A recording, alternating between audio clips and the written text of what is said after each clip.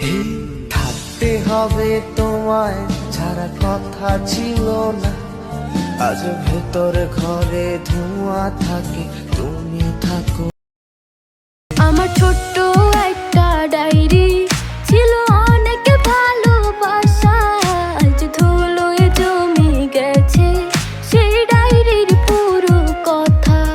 আমার ছোট্ট একটা ডায়েরি ছিল অনেক ভালোবাসা।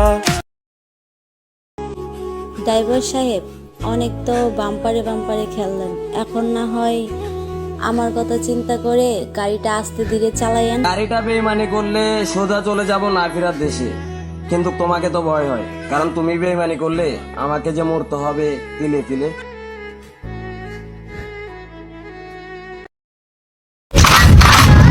টিকটকের মালিক, ওনাকে দেখে যদি একটা লাইক করা যায়। উনি হচ্ছে ফেসবুকের মালিক, ওনাকে দেখে যদি একটা কমেন্ট করা যায়।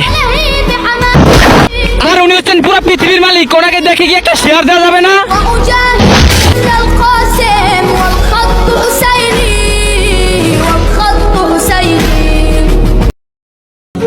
এই গাড়ির ড্রাইভার কে?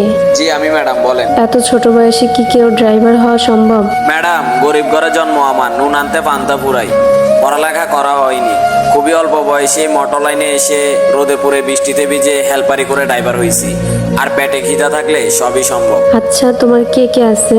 সবাই আছে ম্যাডাম, মা বাবা ভাই বোন সবাই আছে। তোমার জীবনে কি কেউ আছে? না, একজন ছিল, সে চলে গেছে। কেন?